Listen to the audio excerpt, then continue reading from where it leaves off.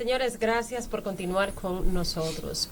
Estados Unidos, Haití, Venezuela y otros países son de los que hablaremos a continuación con el invitado que ya tenemos aquí, ya lo decía antes de irnos a la pausa. Él es un analista internacional, tiene vasto conocimiento de todos estos temas. Pascal Peña, bienvenido a Ecotendencias. Muchísimas gracias, un inmenso placer poder estar aquí con todos ustedes y bueno, debatir, hablar de lo que podemos ir viendo, cuáles serán las señales de Trump a lo largo de al menos los primeros 100 días. ¿Cuáles son las expectativas? ¿Cómo usted ve el escenario ahora con el nuevo presidente de los Estados Unidos para la República Dominicana? Mira, yo creo que no es solo hablar de la República Dominicana como tal, porque ya hemos visto que Trump, entre los 10 primeros representantes diplomáticos que sugirió, uno fue la representante de Estados Unidos en República Dominicana, dejando así la letanía que habíamos tenido por casi 4 años sin un representante diplomático de Estados Unidos en la República Dominicana. Yo creo que Estados Unidos además tiene importantes intereses en la República Dominicana. Recuerden que se ha promovido incluso desde el gobierno dominicano que desde Estados Unidos hay inversión con respecto al tema de tierras raras.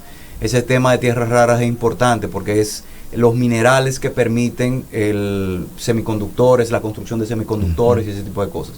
Pero además recuerden que Estados Unidos, señores, es nuestro segundo socio comercial, porque el primero son nuestros vecinos, nuestros amigos haitianos. Entonces, evidentemente, las decisiones que va a tomar Trump, o que ya está tomando desde el día de hoy, van a impactar directamente. Quiero resaltar que hay que tener mucho cuidado. Nosotros, por eso hablaba tal vez de los primeros 100 días, nosotros vamos a ir viendo cómo se irán tomando las decisiones y cómo se irán implementando, porque en el momento en que Estados Unidos le suba los aranceles a un país, tome medidas con otro país, comience con el tema de deportaciones masivas, que era lo que usted mencionaba hace un momento. Señores, nosotros tenemos, al menos en Nueva York, no en todos Estados Unidos, solamente en Nueva York, como 2 millones de dominicanos. Imagínense que comiencen a deportar dominicanos ilegales.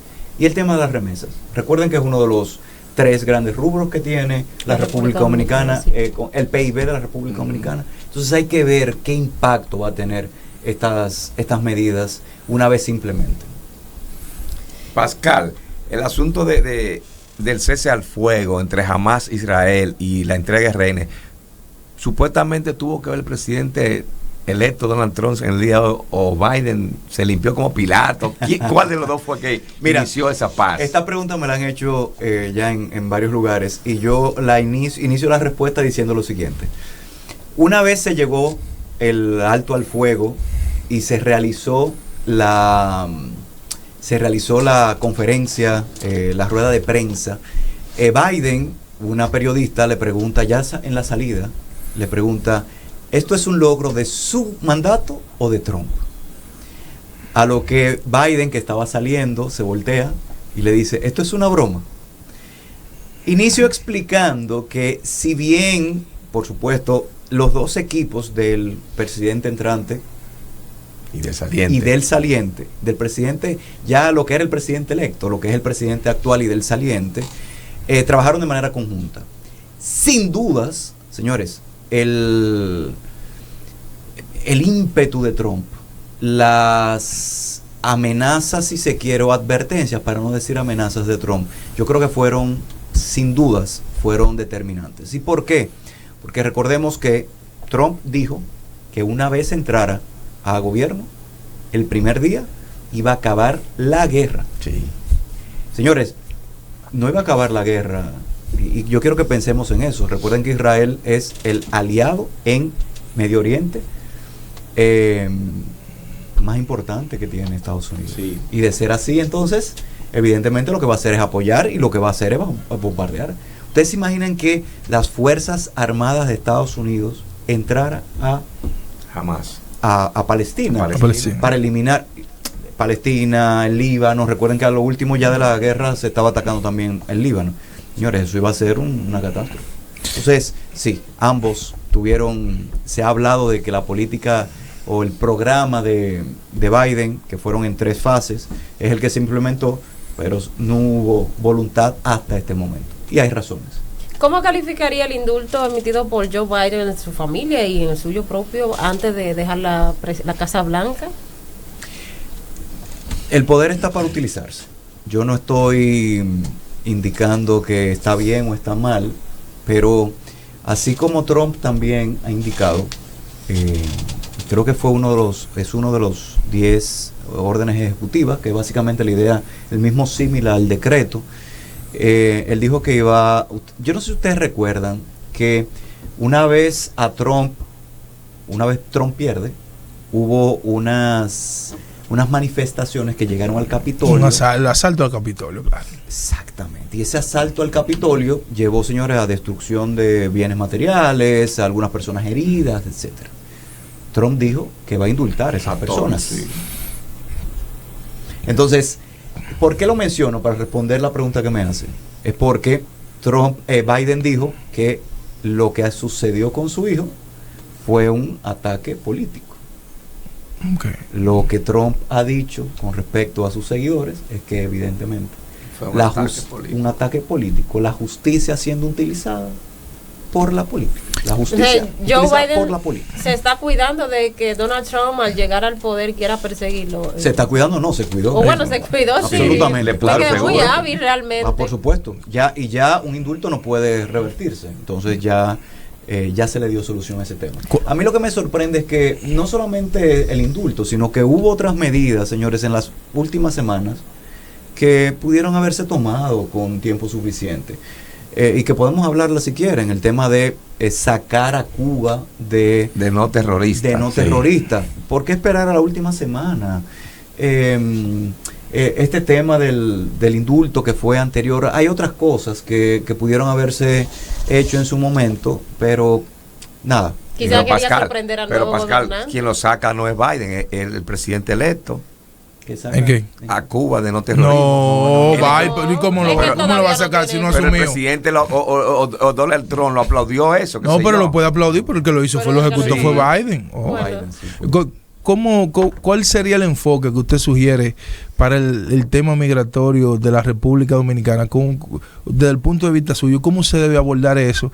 Y si le preocupa el hecho de la instalación de mezquitas en Haití, que es un país que está por debajo de la línea de la pobreza. Mira, yo quiero esa pregunta dividirla en dos grandes partes. La primera, con el tema de las mezquitas, hay que recordar que los países y las personas son libres de practicar la religión correspondiente. Ahora, si se utiliza la mezquita o se utiliza una iglesia o lo que fuese para tomar medidas que sean en contra, señores, para generar terrorismo, para incidir tal vez en toma de decisiones que van en contra de lo legal, ya eso está mal. Entonces yo no quiero satanizar el tema de la mezquita como tal. Y de hecho, un país donde no hay una creencias firmes, sino esas creencias esotéricas, etcétera, que han llevado el tema del vudú, etcétera, creo que lo importante principalmente es educar, porque yo creo que religión o fanatismo sin educación lleva a cosas como las que nosotros hemos visto. Pascal, ahora voy, la primera parte de la pregunta. República Dominicana y migración. Si nosotros vemos y tomamos con pinza lo que Trump ha dicho, señores, yo creo que la política dominicana y la política norteamericana se parecen mucho en el tema migratorio. Deportaciones masivas que han sido prometidas por ambos mandatarios, ¿a los fines de qué? A los fines de poder garantizar mayor seguridad a lo interno. 2, muro. República Dominicana tiene su muro. Se apuesta a la extensión o al aumento del muro, igual también Estados Unidos. Sí, pero Pascal, tú estás comparando un país, el primer país, la primera potencia del mundo, con un país quintomundista como nosotros, que ese muro que hicieron ahí, hasta el hijo mío de 1 año y medio lo cruza. Entonces, como que cuando dicen deportaciones masivas y lo dice el presidente de los Estados Unidos, como que tú, mierda, sí, la va a hacer. Pero cuando lo dice Luis Abinader, tú dices, pero ¿qué es lo que va a hacer este? Porque nosotros tenemos más haitianos que antes y ellos están deportando supuestamente 10.000 haitianos semanal. Yo creo que, y bueno, esa fue la promesa. Y evidentemente, con el pasar de las semanas, se ha demostrado de que no. Una semana deportan 1.000, 2.000. Mira, es cierto lo que comentas. Yo creo que nosotros como Estado tenemos oportunidades de mejora en cuanto al tema de migración. Sin embargo, también es claro que la pregunta que me formulaste es política migratoria. Política migratoria, por eso decía, es parecida, y cuidados igual, entre Trump y Luis Abinader. De hecho, yo podría incluso estar a favor de que aquellos ciudadanos extranjeros de cualquier país que cometan un delito en la República Dominicana sean tratados como criminales, es decir, que se genere desde ya no un tipo penal que sea agravado. Y eso es correcto. Eso es correcto, porque si usted sale de un país y viene a otro donde se le da la oportunidad, ilegalmente o no ilegalmente, y lo que viene a delinquir, pues entonces usted puede ser tratado, no sé si a los niveles de terrorista, que es lo que está haciendo Estados Unidos. Pero Estados Unidos también ha dicho que aquellas bandas criminales se van a declarar terroristas.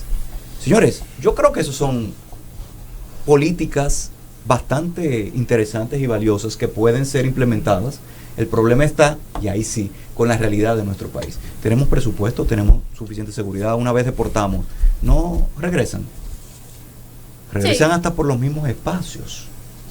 Entonces, ese es el gran problema que tenemos nosotros como país. Entonces, podríamos decir que este es un gobierno populista. Hace anuncios para satisfacer a una parte de la población que no está a favor de que hayan inmigrantes en el país, pero hace otra cosa por detrás, porque es que realmente no se ven acciones concretas de parte de las autoridades, porque ellos saben que sí hay filtraciones, pero son los mismos agentes que están llamados a cuidar las fronteras, porque si no, ¿cómo lo hacen? Mira, yo no creo que este sea un gobierno populista. Yo sí creo que tal vez podrán haber funcionarios dentro del gobierno que sí lo sean, que se promocionan más en las redes que lo que están haciendo tal vez en el día a día, en su trabajo y en su escritorio. Sin embargo, a mí no me parece. Yo creo que al menos el presidente ha tenido intenciones firmes. La aplicación, sin embargo, sobre todo, recordemos, el tema de seguridad es Fuerzas Armadas. Fuerzas Armadas necesita el equipamiento correspondiente. Pero ese equipamiento también es manejado por personas. Estas personas necesitan tener los incentivos, no solamente económicos, sino yo creo que hasta ideológicos, educacionales, para hacer cumplir las normas. Dicho esto, yo sí creo que el Estado Dominicano tiene importantes oportunidades de mejora. Ya creo que sí tiene una política firme, creo que se tiene que mantener, y nosotros no es una política ni siquiera de gobierno. Yo creo que lo que tenemos que tener es una política de país. Que venga el gobierno que sea la transición que sea, de cualquier partido, nosotros tenemos que mantener una política firme en contra de la inmigración ilegal. No estoy hablando aquí, quiero resaltar, no estoy hablando aquí de abuso sobre temas de derechos humanos en contra de extranjeros en situación irregular. No estoy hablando de eso. Estoy hablando políticas firmes. Usted quiere entrar a la República Dominicana, usted tiene que cumplir con las condiciones. Si no, usted no puede suponer que aquí se le va a dar todo el acceso. Miren cómo Trump incluso está pensando modificar la Constitución a través de una enmienda para que aquel que nazca en Estados Unidos tiene que estar en condición de legalidad para ser reconocido como ciudadano norteamericano. Ahora mismo tiene el ius solis. Es decir, tú naces en Estados Unidos, aún tú seas ilegal, y ya tienes la nacionalidad. Y ya eres norteamericano. Ya eres norteamericano. A nosotros, República Dominicana, se nos acabó a nivel internacional cuando se modificó la Constitución en el año 2010 a esos fines. Podemos solicitar la doble nacionalidad, sí. Pero no solo la doble nacionalidad. Recuerden, había había una ambigüedad en cuanto a, ya sabemos, el ius sanguinis, el papá dominicano, mamá dominicana, no, pero el hijo es dominicano. La sentencia. Ahí voy. Entonces el ius solis lo que hizo fue modificar o interpretar básicamente todo aquel que nazca en la República Dominicana va a ser dominicano siempre que aquellos padres sean dominicanos. no estén en situación de legalidad. Sí. Exacto. de legalidad. Entonces, eso es lo que quiere hacer Trump. Y yo creo que creo que aún es difícil, creo que puede tener cabida, porque el Congreso norteamericano está controlado, su Cámara Alta y su Cámara Baja, el Senado y la Cámara de Representantes está controlado ahora por el Partido de Trump. Mira, Pascal, ha dicho Zelensky que le ha caído bien la juramentación del presidente electo Donald Trump. Parece ser que va a cesar la guerra entre Ucrania y Rusia. ¿Qué le parece eso? Sin dudas va a cesar. Ahora, la manera en que va a cesar no creo que sea tal vez la más apropiada para los intereses de Ucrania y Zelensky. ¿Por qué? Recuerden que Trump tiene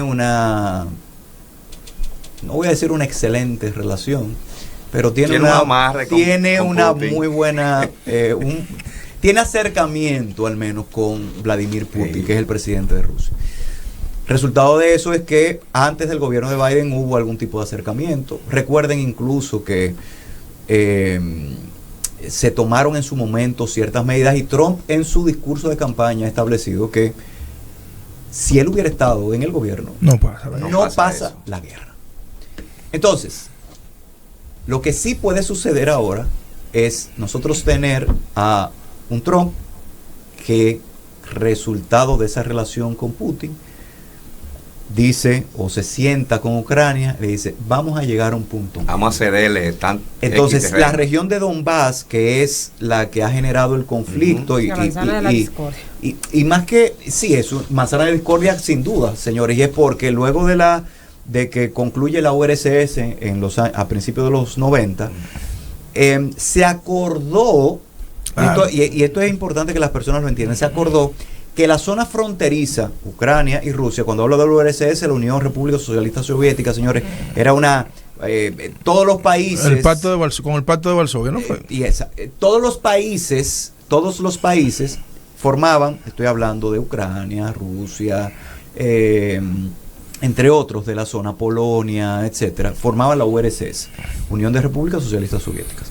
Cuando concluye esto, con Gorbachev, exactamente, con Gorbachev, se acordó que esa zona iba a ser la de Donbass como amortiguamiento. Sí. ¿Y amortiguamiento en qué?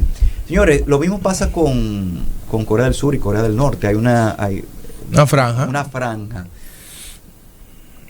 Como tienen ideologías distintas, Putin, Rusia, no quiere que en su patio, literalmente, se le monte unas bases aliadas de la OTAN. Claro. Entonces, posiblemente vamos a ver una negociación donde, y pongámosle atención a esto, una negociación donde tal vez se cede el territorio de Donbass, se queda como un territorio neutro, donde posiblemente se le va a permitir a Ucrania pertenecer a la Unión Europea, que es lo que ha estado, recuerden, ha solicitado Unión Europea y ha solicitado OTAN. Entonces, posiblemente se le va a permitir ser parte de la OTAN, de la Unión Europea, de la Unión Europea. Y tal vez con el pasar de los años, y pensemos, señores, 15, 20, 30 años a lo mejor de la OTAN, pero yo no lo veo claro. Lo de la Unión Europea sí, tal vez eso va a ser parte de esa negociación. El señor Donald Trump, viendo su primera gestión y contrastándola con la que tiene ahora, yo lo siento como que se está preocupando por un legado, pero sigue siendo histriónico, replanteando cosas, por ejemplo, que va a retomar el canal de Panamá. ¿Se puede eso desde el punto de vista internacional, retomar el canal de Panamá, que va a comprar Groenlandia, fue que dijo? Y yo quiero que usted me analice también, una pregunta amplia, perdón, claro. El enfoque de si Trump puede incidir a que los venezolanos que andan dando gritos en el exterior, pueda el gobierno de Nicolás Maduro irse al exilio, porque recordar que el gobierno de Nicolás Maduro está asesorado por los cubanos. Los cubanos tienen 50 años en oposición y vienen presidentes estadounidenses y van estadounidenses. Y no hay forma con los cubanos, la autodeterminación de los pueblos. ¿Puede Donald Trump incidir en un proceso de transición o que se llegue a un diálogo y se creen las bases para poder buscar la conciliación del pueblo venezolano? Mira, voy a iniciar con lo del pueblo venezolano para luego pasar a el tema del Canal de Panamá, Groenlandia y otros. Venezuela es un país libre y como país libre tiene la posibilidad de elegir a sus mandatarios. La Carta de Naciones Unidas y la Carta de la OEA establecen como principio básico que los estados no pueden involucrarse, no pueden incidir en los aspectos de política interna de otro estado. Y de allí es justamente ese principio al que hacía referencia, ese principio de autodeterminación de los pueblos. El principio de autodeterminación de los pueblos implica que un pueblo que cumpla, un estado, una nación que cumpla con las condiciones correspondientes, pues es reconocido a nivel internacional con la capacidad de asumir derechos y obligaciones. Ahora, quiero iniciar justamente por Venezuela porque acabamos de hablar de Putin ahora mismo.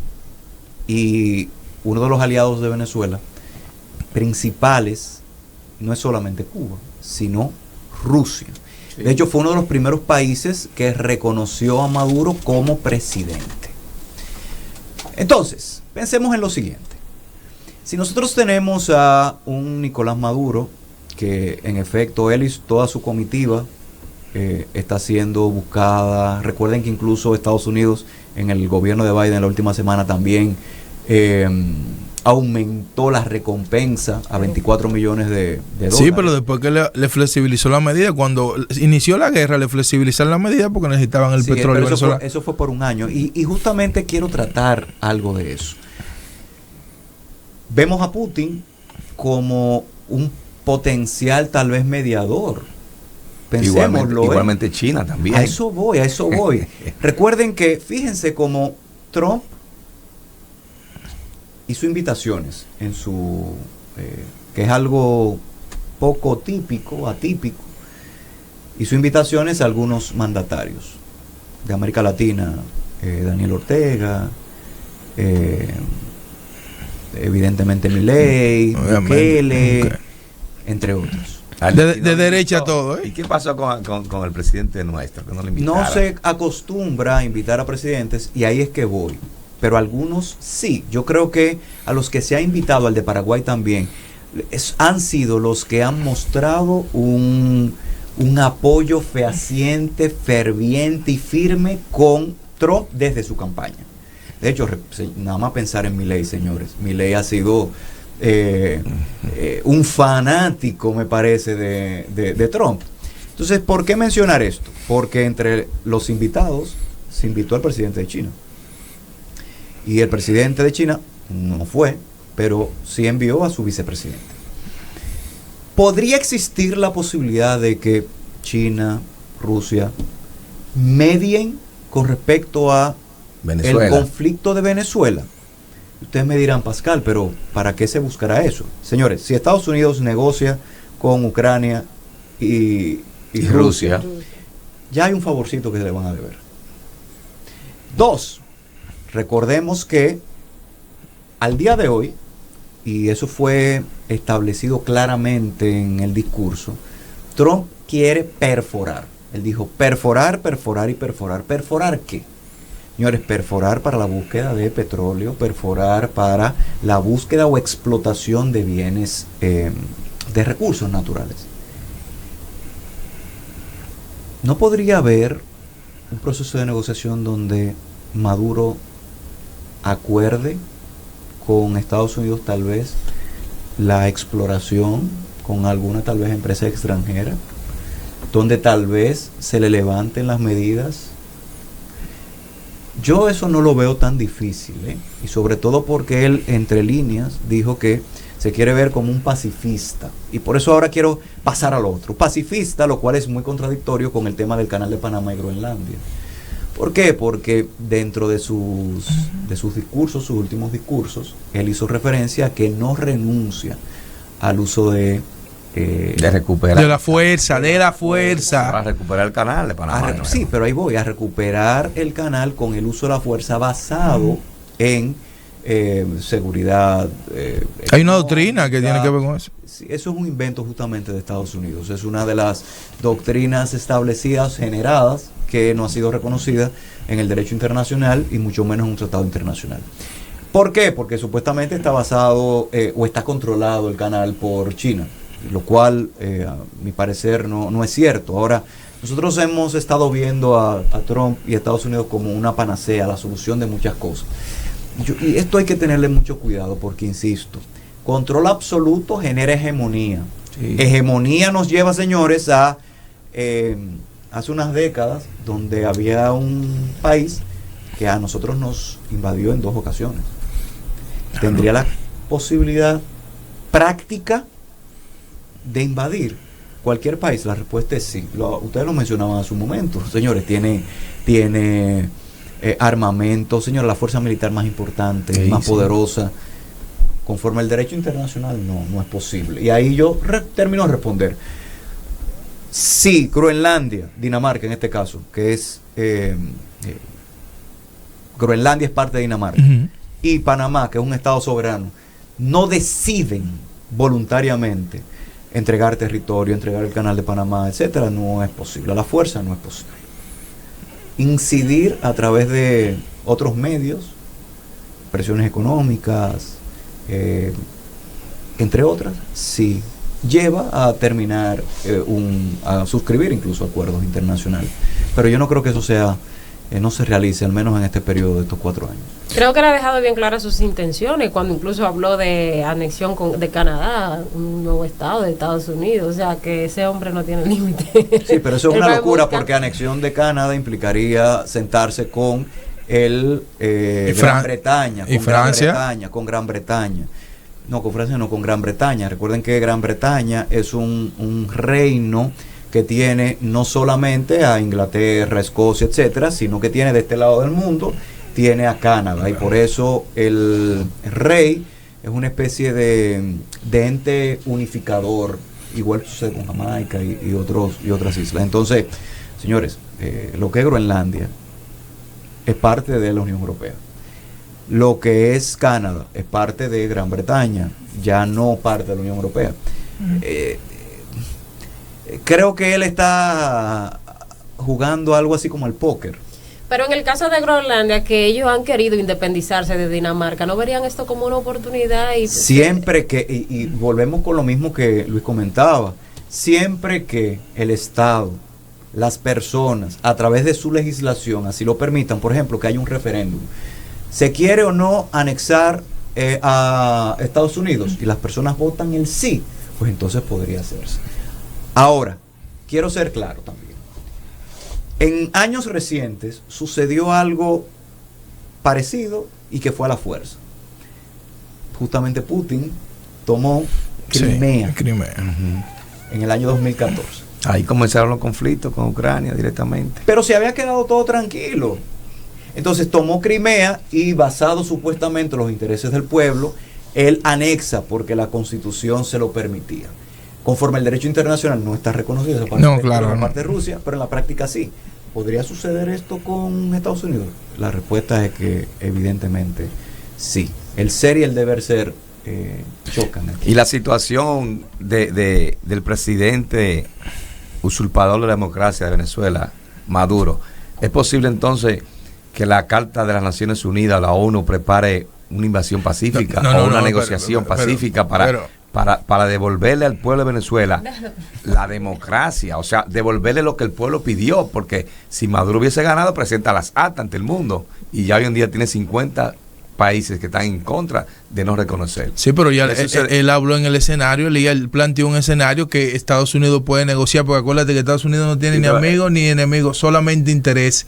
Si Maduro logra ponerse afines con los intereses americanos. Es Pascal, no es Pascal, porque Pascal respondió ahorita con relación económica. Estamos hablando de relación de legalidad, de que la Carta de las Naciones Unidas es tan tal que la Carta de las Naciones Unidas expresa que a un país, sin no pertenecer y solicita la intervención, le ha cedido para devolver la paz a ese país. Eso es cierto. Entonces, Eso esto es que ha cierto, pasado, eso ¿no, es verdad, Pascal? Esto que ha pasado en Venezuela, que el presidente supuestamente electo no ha presentado las actas que ganó, ha dejado indicado al mundo y a sus conciudadanos que no ganó. Entonces esto trae un desasosiego, trae una disconformidad, trae un atropello a la democracia. ¿A dónde? Entonces, le pregunto a Pascal, ¿puede el Consejo de las Naciones Unidas intervenir a Venezuela? Mira, la pregunta es muy interesante porque se pueden dividir y tenemos escenarios recientes parecidos.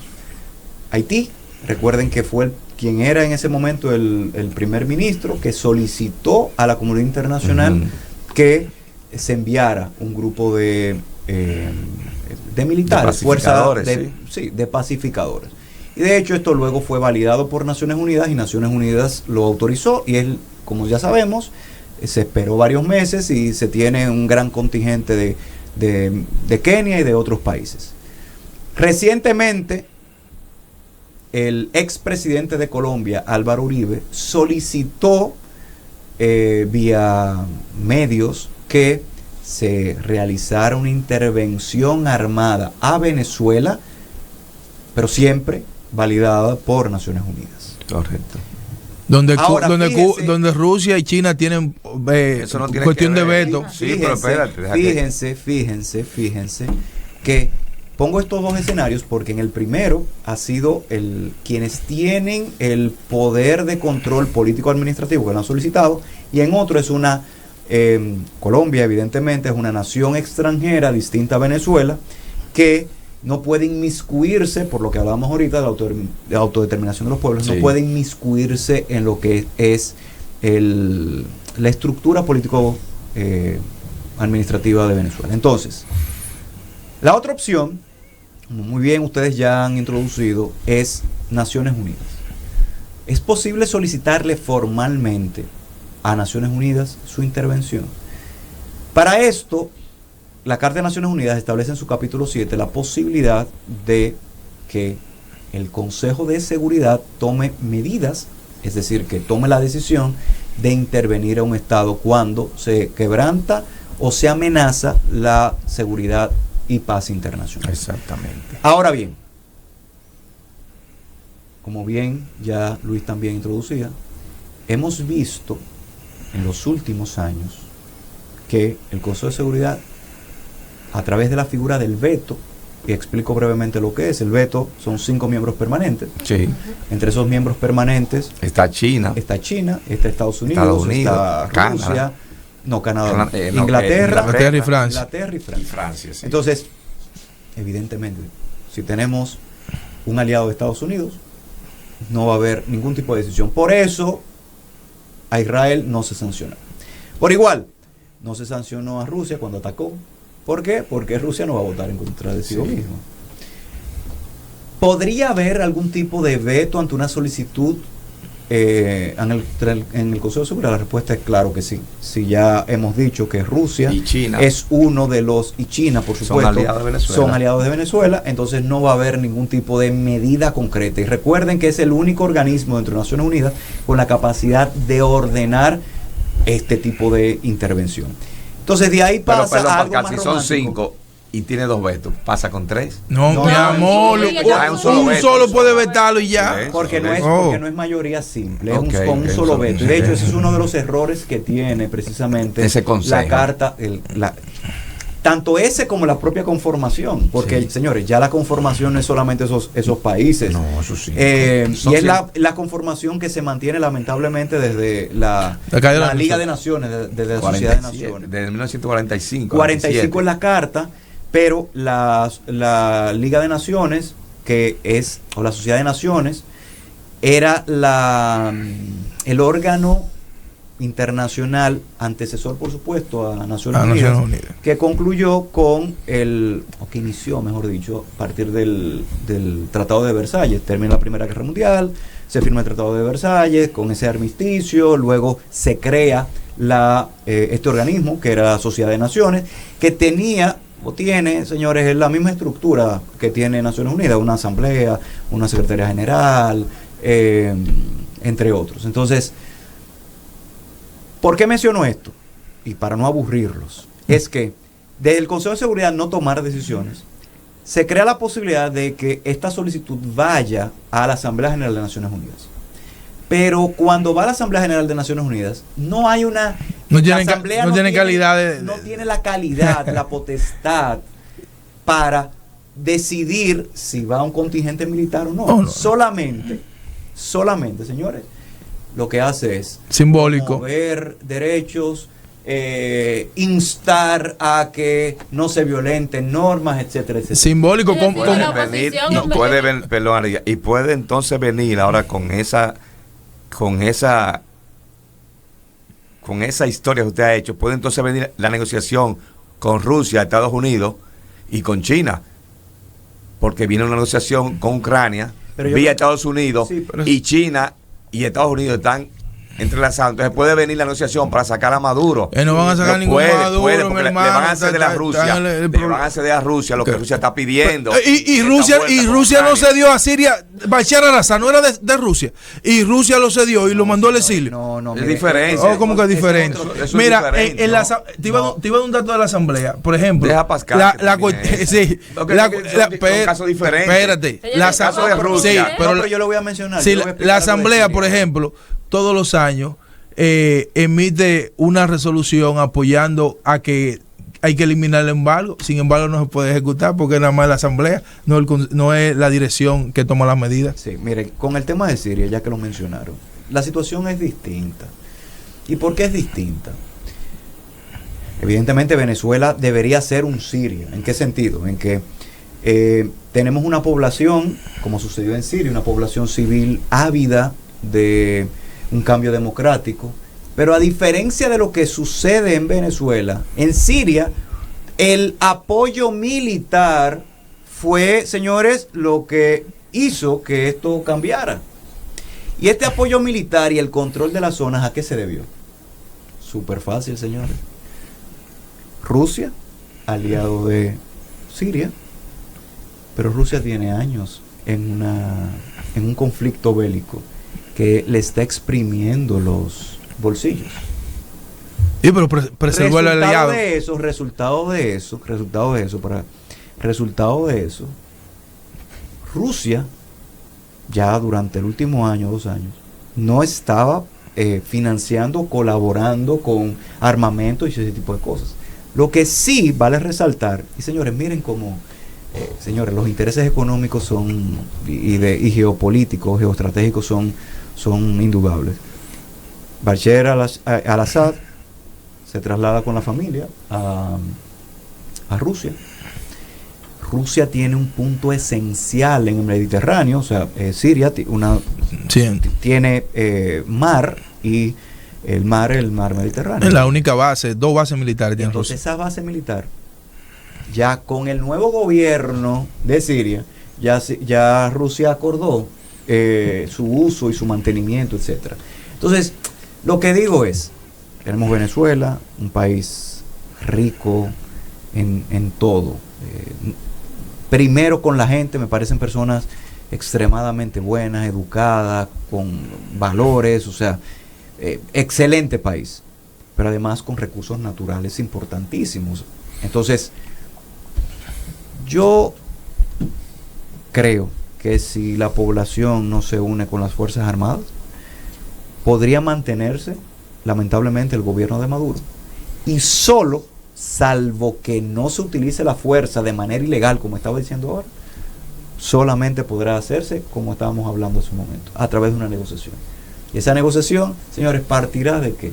De esta nueva política de Trump de explotar los recursos naturales, tratar de conseguir petróleo para desarrollar su mercado energético. Señores, eso fue uno de los puntos principales de su discurso hoy. Realmente entonces podemos decir que la oposición en Venezuela tiene pocas esperanzas viéndolo desde esa perspectiva. Lamentablemente. Pascal, tenemos que irnos, pero no quiero hacerlo antes de mencionar a Haití. Hace tiempo tenemos pues la misión internacional, ¿no? Y recientemente acaba de llegar un nuevo contingente de 300 agentes. Sin embargo, no hemos visto resultados, digamos, muy buenos. ¿A qué se traduce esto? Se traduce a que lamentablemente, hasta que no se decida hacer uso de la fuerza para eliminar estas bandas, vamos a tener un país todavía controlado por ellas. Y estos contingentes militares, como bien has comentado, tienen el apoyo y el financiamiento de la comunidad internacional, tiene límites. Entonces, no es que ellos pueden coger y venir y poner una bomba y acabar con todo el mundo, como tal vez sí lo están haciendo ellos. Entonces, tal vez podría estar pasando lo mismo que Venezuela. Tal vez sí se necesita el contingente militar, pero también una población que se empodere. Para mí lo más preocupante es cómo eso se traslada a nuestro territorio. Y de ahí la importancia del tema que estábamos abordando al inicio. Nosotros tomar las medidas correspondientes de seguridad, firmes, con dureza, legislativas, de seguridad, de inversión, etcétera, porque esto se puede salir de las manos. Pascal, yo le planteaba en un programa anterior a los compañeros, le decía que nosotros en épocas pasadas, en la época de Lilis, nosotros gobernábamos allá y aquí. En la época de Trujillo lo hicimos igual. Y en la época de Leonel Fernández, nosotros tenemos este problema, porque cuando el terremoto, las constructoras, las contratistas que reconstruyeron Haití, fueron las de nosotros. Entonces, lo que ve la comunidad internacional, cuando había zafra, ustedes estaban adentro, hasta allá, y regalaron universidad y de todo, ¿verdad? Entonces, ahora que hay problemas, quieren que lo ayudemos, entonces se están haciendo la vista gorda. Yo decía a los compañeros que nosotros tenemos que poner a trabajar nuestras Fuerzas Armadas, nuestro servicio de inteligencia, identificar dónde están las bandas y mandar a eliminarlas. Estados Unidos está cansado de hacerlo, y la persona, la figura que emerja ahí, que esté afine con los intereses de la República Dominicana, promoverla y desarrollarla, y punto. Porque si ellos no tienen orden y van a traer el desorden para acá, pues vamos a ir a poner orden y resuelto. Pero poner orden a en Haití, seguro. Claro, pero eso contradice todo lo que hemos estado conversando aquí. Es lo que le hemos dicho. Que es justamente lo que tú mencionabas hace un momento, la autodeterminación de los pueblos, etcétera. Un país no puede. Pero no. Un país inducir. No inducir. Un país no puede, y estoy hablando el no puede desde la perspectiva teórica, porque sí. Ilegal, ¿eh? Porque sí lo ha hecho Estados Unidos en Irak, Estados Unidos en otros países, ¿verdad? Nosotros no somos Estados Unidos, entonces eso no es posible. Nosotros tenemos que garantizar y proteger nuestro territorio desde dentro. ¿Ven? Ahí está tu respuesta. Señores, agradecemos a Pascal Peña por habernos acompañado el día de hoy, un hombre con vasto conocimiento sobre estos temas. Tiene que volver al programa. Ya lo están comprometiendo en vivo. Ya, yo no me pongo guapa. Venga con boina. Ay, vengo con boina. Es más, ese es el compromiso. La próxima vez que venga, vengo con mi boina. Sí. Muchísimas gracias, Pascal. Señores, y a ustedes, gracias por su fiel sintonía. Como siempre, será hasta la próxima.